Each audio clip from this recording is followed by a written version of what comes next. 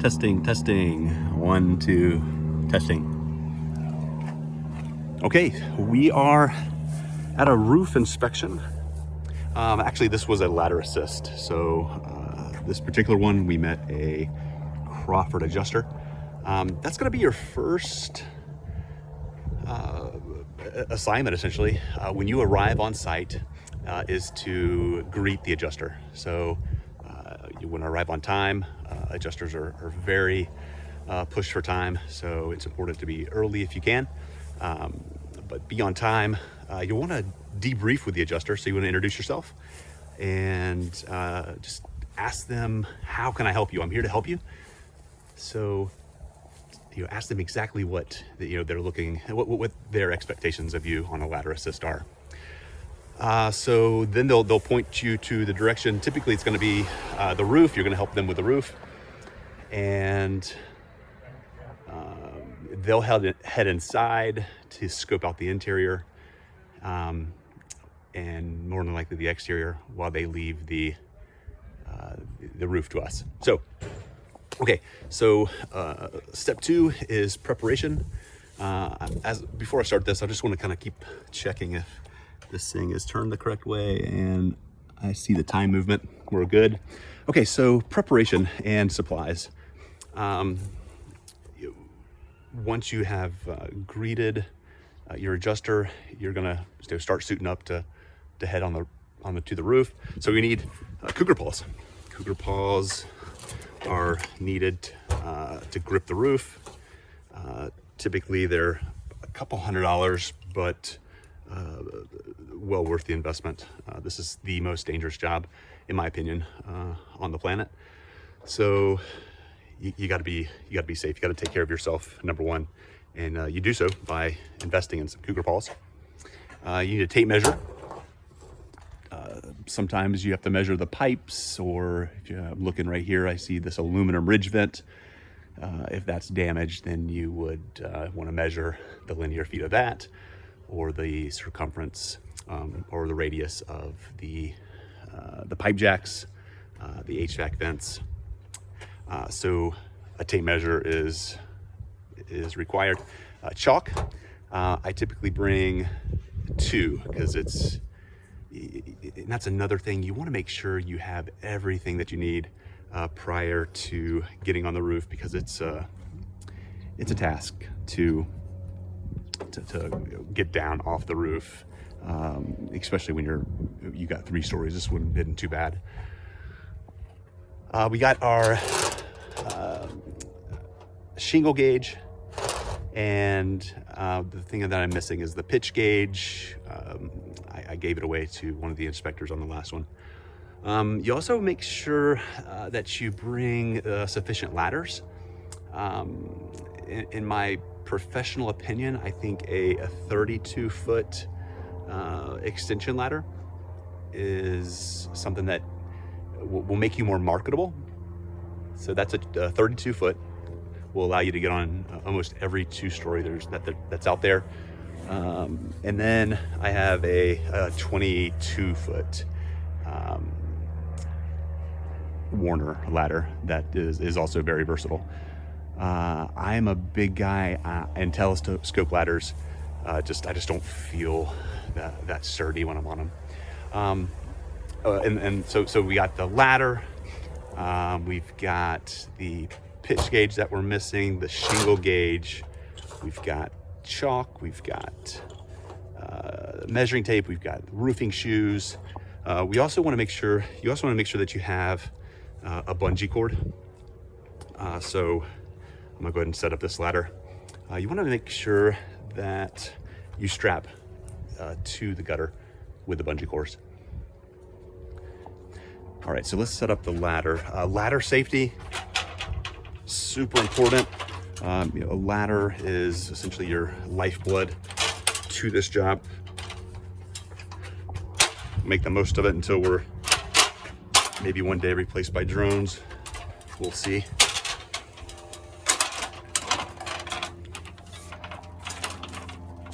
All right, so when you're considering ladder placement, a couple things.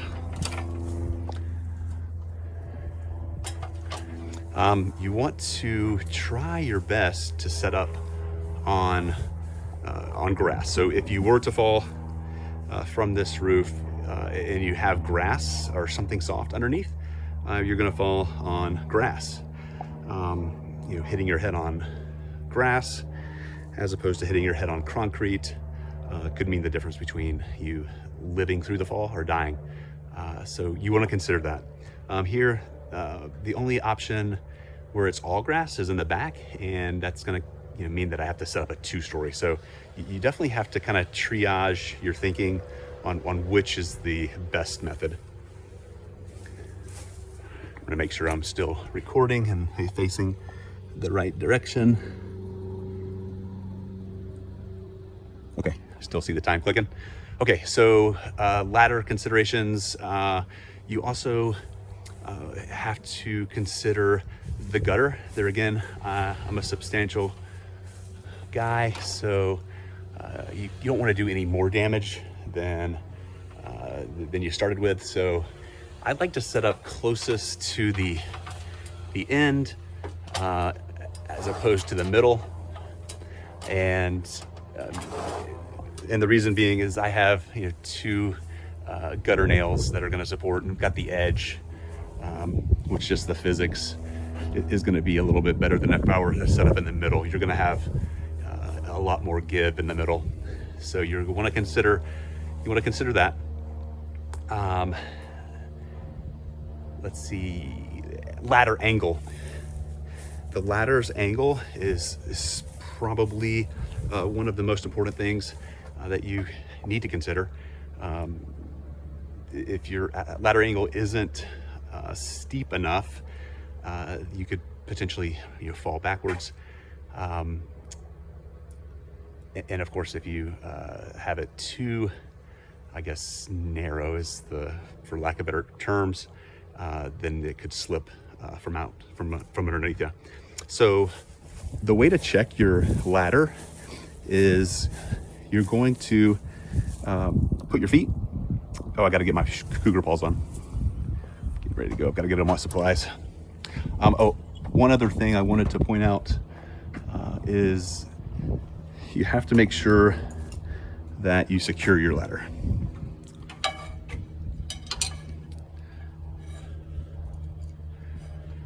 It's happened to me before. Minnesota, 50-mile-an-hour winds, gusts were coming through on a day. I was inspecting the roof on a 1-story.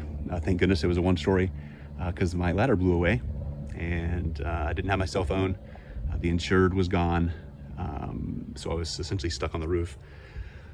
And thank goodness there was a radio, like an old radio antenna that probably is like 30 feet in the air. It's stuck up and happened to be, within reaching distance.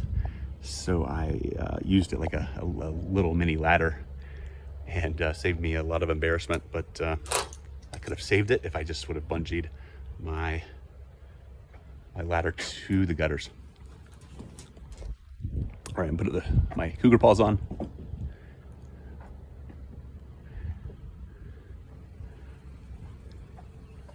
Checking again real quick that I'm recording. See the numbers moving? Yes, okay. I did this yesterday 2 times, and both times it was pointing in the wrong direction, so I wanted to make sure I had it right. Gave me some practice though. Okay, cougar paws are on. Now we're ready to climb. Let's see, as far as the ladder angle, I don't think I got this part yet, but you want to put your toes at the edge of the ladder like this. Reach your arms forward, and you want to stand straight up. Just your fingertips should brush the ladder, and that's how you know your angle is correct. All right, you want to make sure that 3 points of contact. Notice I'm putting this in my pocket because I want to make sure that I have at least three points of contact at any given time. I'm ready to climb. Okay, so One of your first photos is going to be from right here. You're going to get your shingle gauge and your pitch gauge out.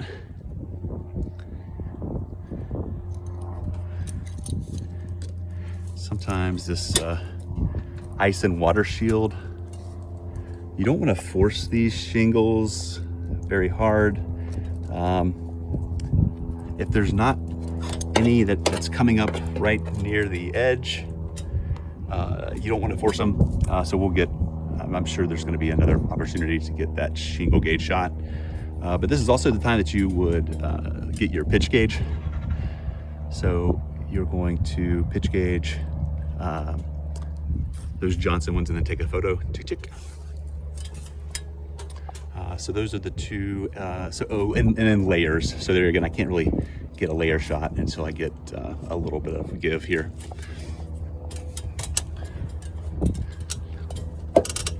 So you don't want to step ever on the top rung. That's going to be very, kind of like a seesaw effect. So the sooner you're able to make that step, transition onto the roof, the better. Okay, so you can tell that I actually met a public adjuster on this one earlier. So the homeowner gave me the okay to do this video once everybody left. So the first thing that you're going to do once you're on the roof is you want to inspect the front slope first. Everything rolls in an order. The adjusters, the desk adjusters who write these estimates are used to a flow. When I do the elevations in a minute, the elevations is the exterior shots of the property. It's going to be the same format. So just remember, front, either in this case front slope. Any slope that's facing the front is going to be facing the street. So in this case, we have, this is a condos, so the policy doesn't cover the whole roof, just their half. So front slope, we've got a front slope here that's facing the street. Then we have another front slope that's a little bit lower over the garage. So those are your two front slopes, and then this property also has two back slopes. I'm gonna check the phone, make sure we're recording. Yeah, we're good. Okay.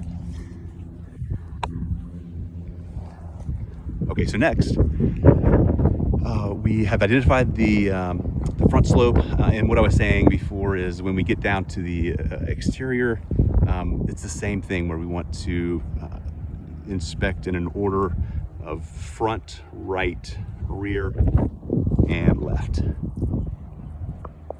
Okay, so front slope. What you're gonna do is the first thing you're gonna do on any roof is to mark it up. And there again, I like to start in that same order with the front. There again, I'm gonna mark these prior to taking photos. So you're not taking photos at this point, you're just marking up the roof. So we got, there again, I'm only going to where that ridge vent ends in the middle. You're gonna start with the left corner and work your way left to right, taking kind of a 6-foot stagger, and I'll show you what that means here in a second. So we're gonna go up here to the front left, and we're scanning for wind. This was a wind, Hurricane Ian came through Ormond Beach, Daytona area, so wind is what we're looking for here. It's also a good idea before sometime is just to take a look around and just take in all of the blue tarps. So you know that if you're at a property and there's tarps for as far as you can see, that you have wind damage. More than likely you might have wind damage. It's not 100%, but there's a good probability that you might see something if everybody else in the neighborhood is showing wind. Those either they already got a new roof on, or that was just a strong roof that withheld. It's also a little bit lower, so maybe some of that wind blocked it. But those one-story roofs fared pretty well. All right, so front slope. There again, we're going to start inspecting from left to right, looking for creases in the shingles. So a wind damaged shingle will have a very distinct line where the wind has blown it up and has flapped back and forth, just like a piece of sandpaper would lose its granules. It's kind of the same principle.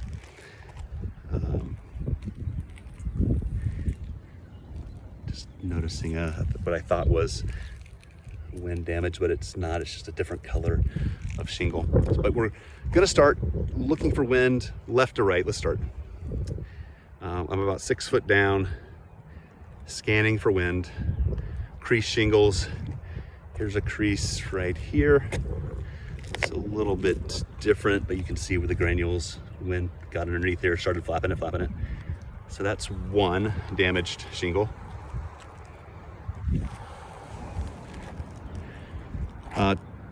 You want to underline wind, and you want to circle hail. I kind of did 2 there just because there's only 2 on this slope. So I just wanted to kind of bring a little bit more attention to it. Okay, look in. Don't see any other wind damage shingles. I'm gonna go down 6 feet, start scanning again. The PA pointed this out. It depends on the carrier if they would count the scissor as damage. So the public adjuster that was on site here showed me these shingles, and if you notice, what happens is when wind gets under, kind of creates a zippering effect. So, but I didn't see any creases of damage. So there again, some carriers treat zippering as no damage. Some carriers will treat that as damage. So I tend to treat it as not damage unless I see a crease. Since the PA or contractor, if they point something like that out, you're just gonna note it to, you know, this case is a public adjuster, so public adjuster zipper consider. If it was a contractor, I'm gonna say CTR, zipper consider. So marking the scissor effect, still looking for wind. I did notice a crease, or sorry, a missing shingle right here. Now there is a crease right here. Usually wind doesn't cause a crease like that to be vertical like that, so I'm gonna mark that as mechanical. Usually it's more of a horizontal.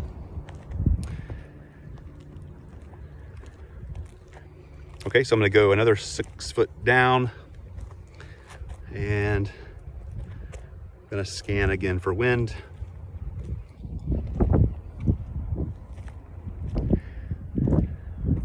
Looking for creased or missing shingles.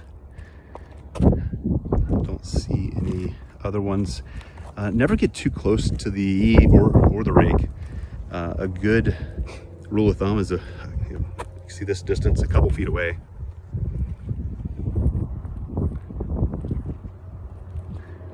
I probably would take a picture of that shingle in the gutter there. Okay, so we've assessed the front slope. We've marked what we needed to mark, and now it's time to make a call on the final number. So we're gonna write, this is the front slope.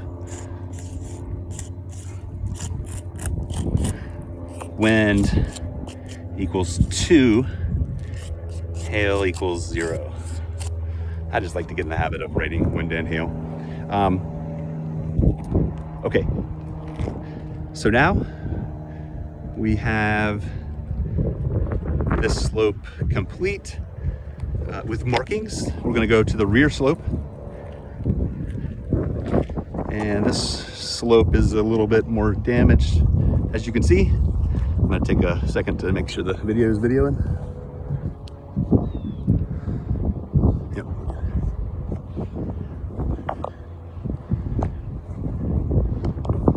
Okay, so rear slope. You really do want to try your best to get a count. Remember, we do not, Crawford Inspection Services, we do not remove tarps. We don't currently put on tarps, so we don't detach or attach any tarps at this present time. So if you have a contractor who's on site, and you can ask them to please remove the tarp, but CIS contractors aren't allowed to touch any tarps. So if there are tarps and there's nobody to remove it, you just want to measure the tarped area.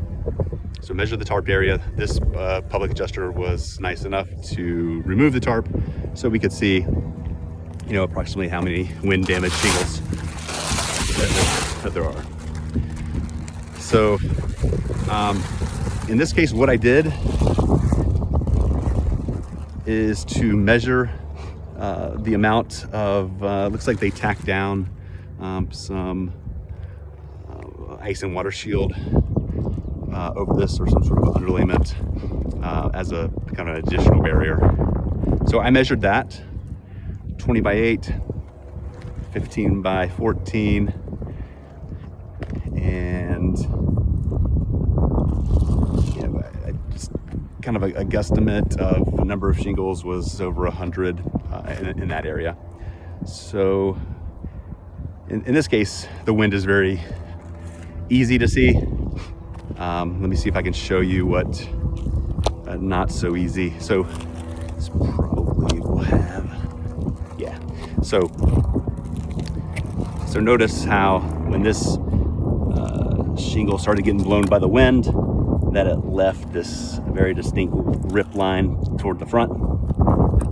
And that's what you traditionally, in a non-cat time are gonna see. So that's what a damaged wind shingle looks like if it's not missing. Okay, so I've made my marks. So you also want to count the number of accessories and write a nice little accessory list here so you can photograph. So I counted 5 pipe boots and 21 linear feet of ridge vent, aluminum ridge vent. So if they have to replace this slope, more than likely they're gonna have to replace the ridge vent. So you wanted to tell them how much was there because they've got to detach it and reset it. So yeah, have an accessory list in chalk. So now let's go and give our wind and hail counts for the rear slope. So we're gonna go rear, and wind here was 100 plus, and hail was 0. All right, so we're also going to do a brittle test.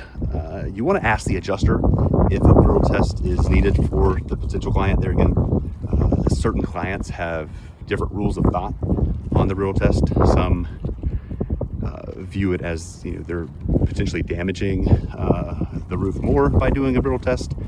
Some insurers require it. So what you do is you want to do a brittle test. You want to find an area where there's damage close by. You wouldn't want to do this where the shingles are pristine. And we're going to, and let me back up a little bit. The reason a repairability test is needed, or a brittle test is needed, is some insurance companies are going to see the damage and say, let's replace this roof because of the amount of damage. And some insurance companies are going to say, let's repair the roof. Remember, you're not making that as a roof inspector with CIS. You're not having to make that decision. So one of the, I guess, probably the biggest no-no in the world of being a roof inspector is to speak with the insured or the contractor or the public adjuster about any damage that you witnessed. The only person that you should be communicating the damage results to is your adjuster that has hired you. So back to brittle test. You're going to do it on a slope or near some damage. And the reason this exists, the brittle test exists, is because when you repair shingles, you have to pull at least this row here.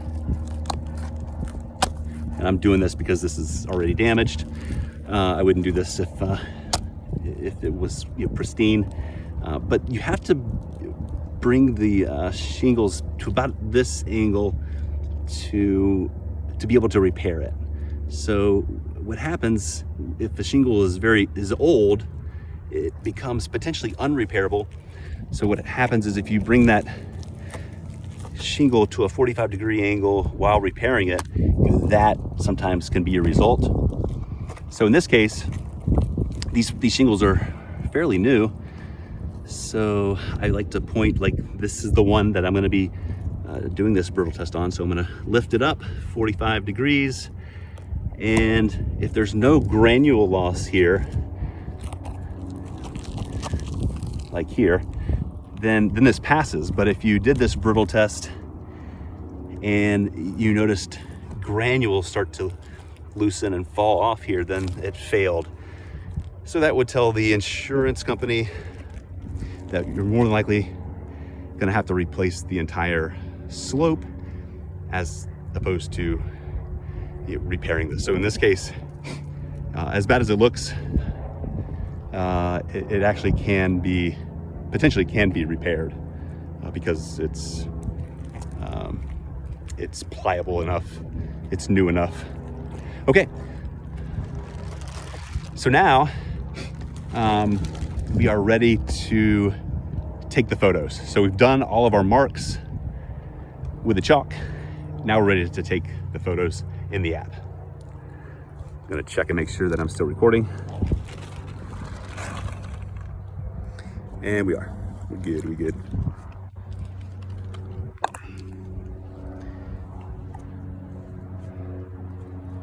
Okay. So, now we're ready to photograph the roof, and there again we're following this order of front slope, right slope. In this case there's no right slope or left slope, and then rear slope. So I'm going to start in the front. You want to stand on the ridge, near the ridge, and you're going to take a snapshot from here of the front slope overview. Click. Then you're going to walk onto the other side of the ridge and take your second overview shot.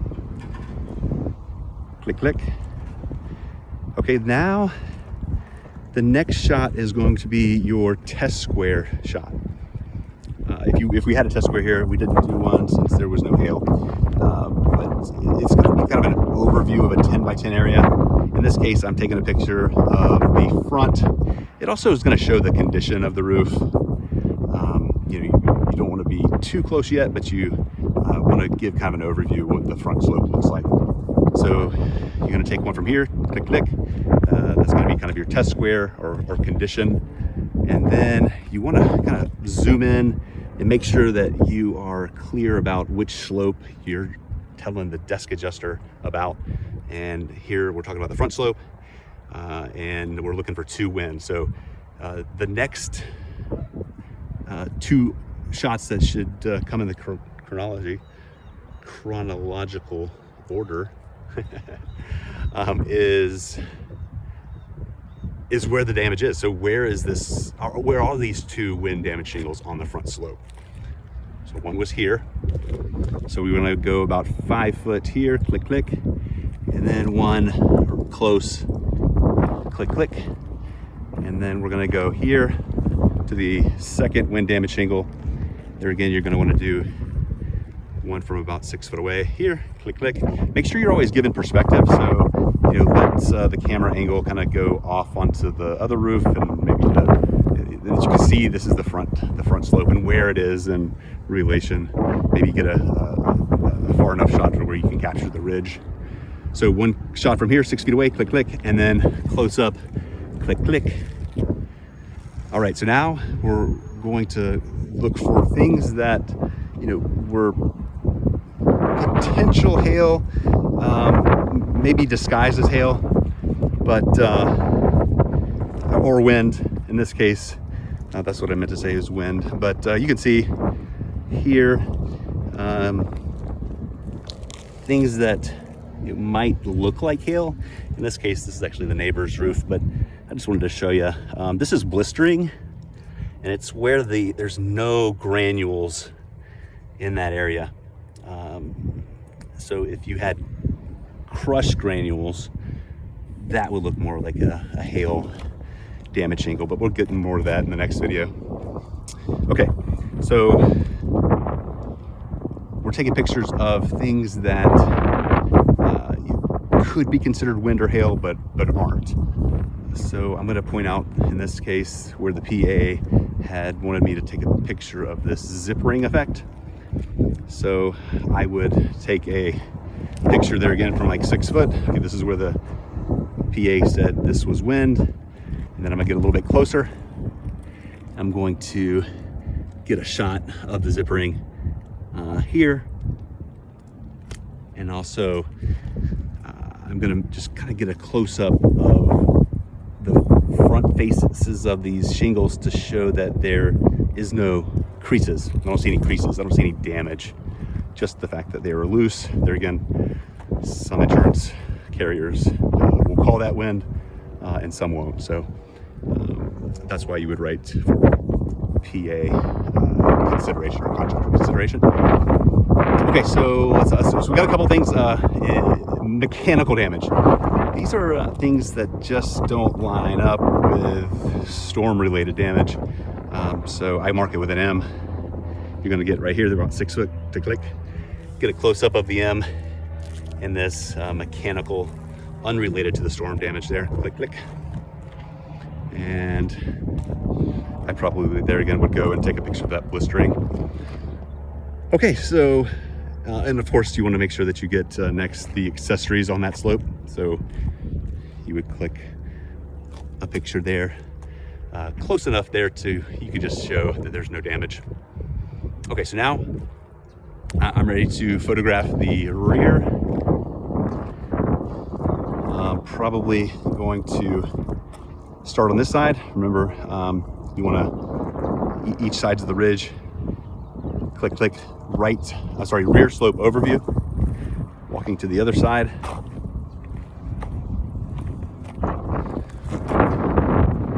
And another click, click, rear slope overview.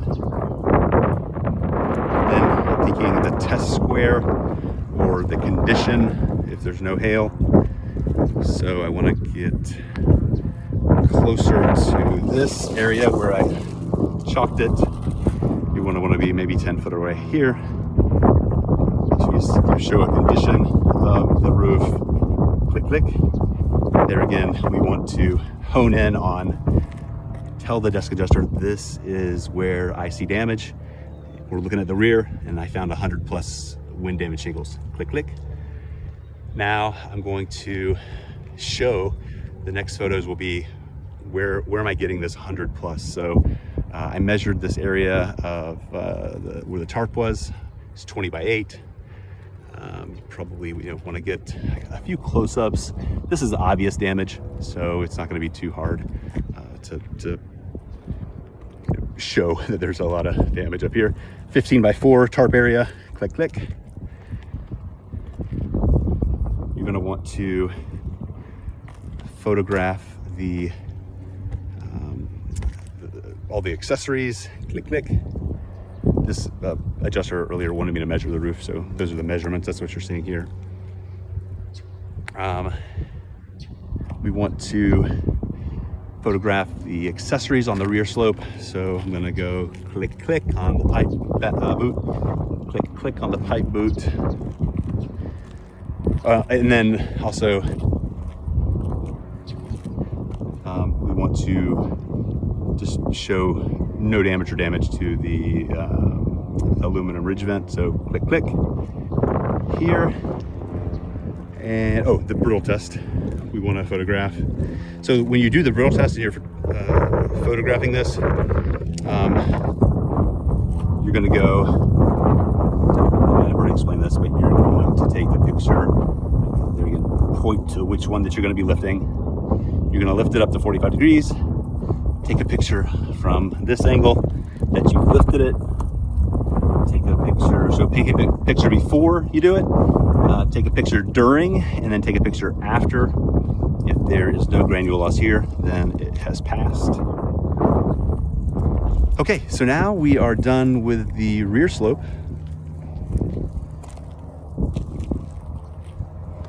We are ready, and so we got all of our pictures. We've got all the markings. We can start to dismount. Just as you get more comfortable with this and walking on roofs, that's when accidents happen. So just always, you have to always keep your guard up and know every step. Don't get complacent, don't get lazy. Make sure you know every step that you take on the roof, because all it takes is just you not being aware of some loose granules, and it's too steep. I've actually have slid off something. The granules were just, they didn't look bad, but man, they just were so loose. Just had no stick anymore. And it was just a pitch like this. It was something easy. So I started sliding. Your first, I guess, human nature is kind of like a cat. I can explain this like a cat that wants to just dig its claws in if they're being, taken away from their predator. I think that's the same thing that humans have. As I'm sliding, I'm just looking to dig in with my hands because I just didn't have any control. So I'm sliding down. There was a customer's insured car that was right underneath the garage, and it was about this height. And I had my cougar paws on, but that wasn't good enough. So what happened was, when you're going through a potential near-death experience, your brain, if you've never experienced this, starts just rapid firing all of these different thoughts. Is like, kind of the common denominator is, this is probably going to hurt. But in this case, I had, I guess 1 second, all of these different thoughts are kind of shooting through my head. I thought, okay, if I'm sliding, it was kind of like a baseball slide where I'm on my side and I'm trying to, dig in with my hands. I thought, if I am able to time, please God, let me time this just right to where I can time my cougar paw to go inside the gutter and catch myself. And I even had time to think, oh crap, I'm a big guy. What if the gutter doesn't hold me? But yeah, thank God, my plan worked. I timed it just right to slip my foot into the gutter. It did rip the gutter off a little bit, but it saved me. It saved the insured's car.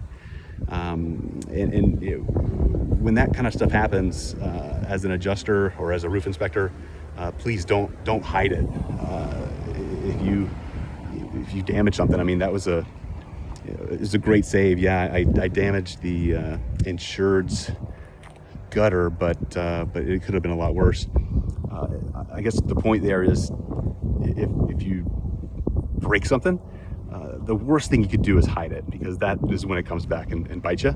So yeah, just be upfront, be honest, and say, man, your roof is slippery. I tore your gutter up a little bit. Sorry, I didn't want to fall on your car. So we'll talk to my manager about what to do. So that's how you handle that. Okay, so back to the lower roof.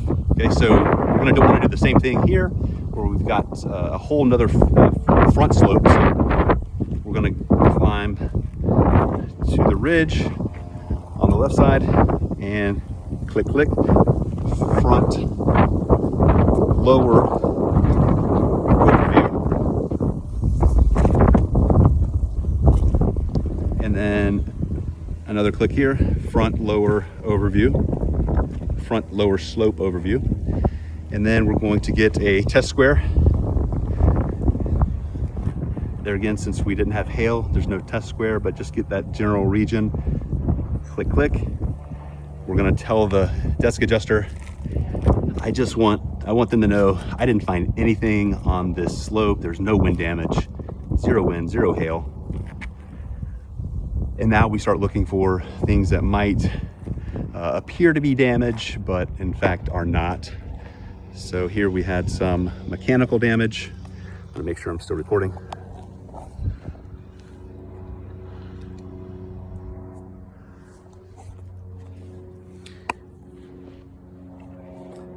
Okay, so here, it's not storm-related damage, but I noticed some mechanical damage right here. So we're gonna mark that.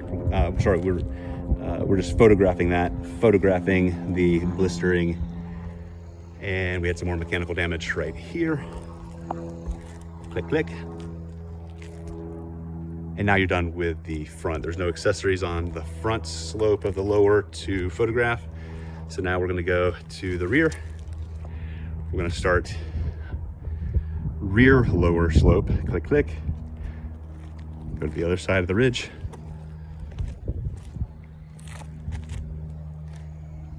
Click, click.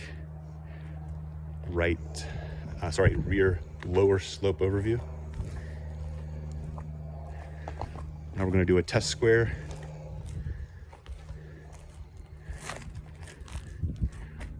There again, not really a test square, but just in that region because there's no hail. Click, click. Now we're telling them, desk adjuster, this is my rear lower slope. I didn't find any wind or hail damage on this slope either. Now we're looking for any things that might be disguised as damage. Looks like that's just some granule loss, potentially what's called footfall. It happens a lot on the lower edges of these shingles when somebody walks on the shingles when it's too hot. So that would be a mechanical damage, okay? So no damage. When we're gonna take a picture lastly of the accessory pipe boot. Click, click. And we're gonna take a picture of the ridge vent. Click, click. I did notice some unrelated storm to the storm. So I circled that and I just put unrelated. So click, click. Okay, so that is going to conclude the roof. If you did have hail damage, you would want to chalk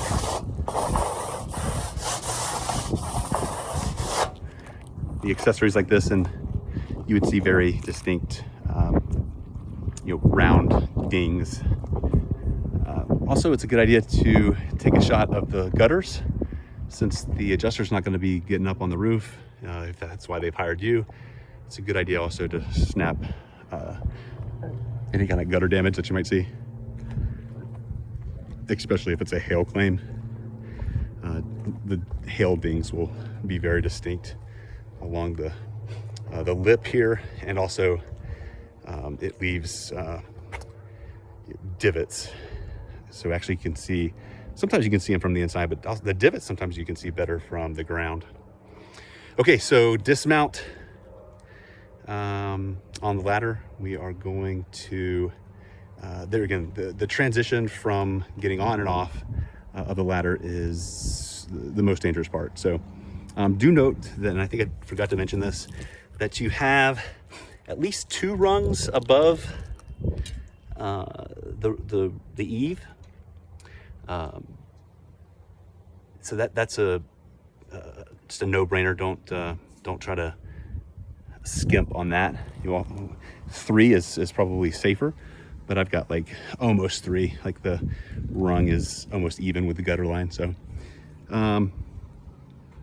yeah, to dismount, you don't want to have anything else in your hand. When you transition, you've got to have both hands free, you got to have both feet free. And you're going to just get a good grip. There again, I don't recommend stepping on the rung that's closest to the gutter. Try your best to go down, but whatever's safest for you. The higher you go, the more pressure I'm putting on this gutter. There again, 3 points of contact as you dismount. And there again, you can see the 2 rungs I have above.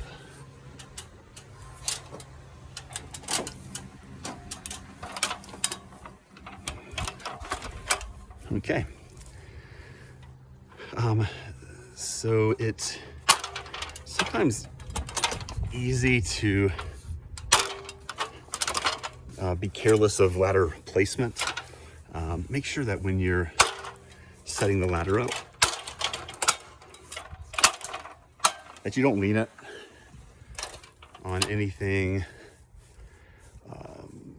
of the insured. Just don't lean it on anyone's car. Don't leave it in the grass. People could, slip in or walk onto it and not notice it. So as soon as you're done with your ladder, just put it away so it doesn't hurt anybody.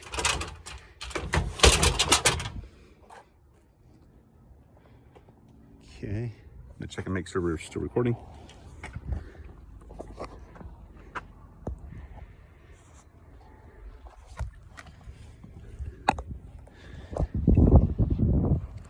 Okay, so exterior photos, the first photo of your exterior, and typically, you're gonna do this, the very first photos you do typically is your risk shot. So a risk shot is your front elevation. So you're gonna do a click from this angle. And then the next photo is going to be of address verification. So click on the 10 there, making sure you're on the correct roof. It's embarrassing. It's happened to me, Hurricane Florence, where I was a rookie. I think it was my second day. And I went to a house and the 6 looked like a 9 or I can't remember how it happened, but I was on the wrong roof. And the gentleman comes out and he was like, what the hell are you doing up there? And I said, yeah, you have a claim, right? And he's like, no, sir. And yeah, so it's super embarrassing. In some places you might get greeted with a gun. Thankfully I didn't that day. So make sure that you know, and it is super important to take a picture of the address verification, make sure you're on the right roof. All right, so I did my front elevation shot. Now I'm gonna do you're glancing there again, that same pattern of front, right, rear, left. You're following that same pattern. So you're gonna now start kind of scanning from left to right, just making sure nothing's wind blown off of the property. Garage door looks good. Gutters look intact. So I would take a shot here, click, just to show no damage. And probably a shot here, click, no damage. So that's your front elevation overview. And in this case, this is actually an attached garage, but we also just got a shot of the right elevation overview. All right, so now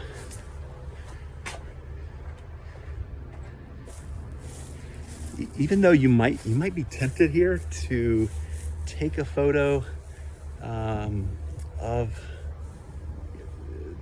this area, which is the left side, don't do it yet. Keep that same order going. Front, right, rear. So next is rear. We just got to take a little bit of a walk to get there. Usually when this time comes, and on the roof, just remember that you're going to be approached and distracted by contractors and public adjusters. I just want to mention again that it's not your responsibility to tell the public adjuster or the contractor about any kind of damage that you witnessed on the roof or anywhere. So if you get those questions from the homeowner, a public adjuster, or a contractor, just defer them to speak with the adjuster. So yeah, just you practice it. It's going to happen. You're going to get asked that. So you want to be prepared, and you have that packaged answer kind of ready to go. So it doesn't have to be rude when they ask. So I hear this a lot, so what do you think? You're going to buy my roof? I'm like, well, I'm just the inspector. You'll have to talk to the adjuster about that. It's that easy. So just deflect it. Okay, so now we're going to take a picture of our rear elevation overview. Click, click, and we're scanning for damage now. This is going to be starting right here, so I would get a shot from here to showing no damage. I do see some screen damage here, so I'm going to get a close-up of that would be your right elevation. So I'll get a click, click, and I see a crack here. Not sure if that's storm related, but you might want to take a picture of that. Click, click. Could have been a branch.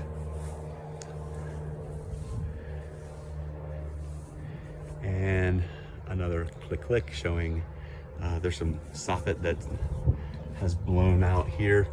And that soffit doesn't look damaged. So just note and take a good photo that no damage. So you're telling the adjuster that you're probably not going to have to replace that. You probably can just reset it, which a line item in Exactament, it's like $5 as opposed to $60. So now we're ready for the left elevation. In this case, the insured's property is the blue right above that roof. So we're going to overview shot of the left elevation overview. Click, click. Didn't see any damage on that side. Yeah, you're looking for damage to siding, gutters, fascia. I wouldn't take it. This isn't the insured's property, so a lot of times it would confuse a desk adjuster if you took a shot of this, because this isn't the property of our that we're looking at. So I do see some soffit that has been blown out of place, but don't take a picture of it. You confuse the desk adjuster or the field adjuster, whoever's looking at this. But we do want to get a shot of that side, because that is the garage of probably a good shot. We'd also to be showing the fascia soffit siding of that side too, and this side. So this is a great overview shot here. Click, click, of the left elevation. Okay, we are all packed up. You should also not wear your cougar balls when you're doing the elevation scoping, because these pads are kind of expensive, and if they get wet, they'll just start to delaminate, meaning the Velcro is going to come undone from the pad itself. So don't walk. Essentially, you only want to be on a ladder or the roof when you're wearing your cougar balls. All right, so now we're going to pack up. If the adjuster is still around, you would just brief with the adjuster on what you saw verbally. This gentleman's name was Tom. Hey Tom, so it looks like your rear slope back there it's got a lot of damage. I mean, I counted 100 plus more damaged shingles. There's tarps up there. The PA did remove the tarp, so I was able to see felt. It looks like they did place like an ice and water barrier over the felt, but you've got 100 plus on the rear. You've got 2 on the upper front, the zippering, you explained the zippering, and the PA talked about the zippering being an issue. So you just want to debrief them real quick. Nothing too lengthy. And then let them know, thank them for the business, and that you'll have that report to them in the next 24 hours. Shake their hand, again, thank them for the business, and you're on your way. So building rapport with adjusters is the key to getting work and keeping work. If they like you, they'll ask for you by name. So that, I can't stress enough. Being on time, having your equipment, knowing what you're doing, knowing what wind and hail looks like. Just communication is key. Even if you're a newbie, if you tell the adjuster, hey, this is my I've done roofing in the past. I'm kind of transitioning over to becoming an adjuster, and I've been in roofing for 10 years. I've been on a lot of roofs, but this is my first inspection. Just be honest. Let them know, and more than likely, I will have, or one of our team members will have told them that this might be, you're in roofing, and this is your first go, and they understand. That's the one thing about adjusters is we adjust. We know that things are going to change, and we are constantly adjusting. So we're adjusters in general are nice people. They just got to communicate. That's what they like. All right, that was it. Roof inspection, ladder assist 101. Bye, guy.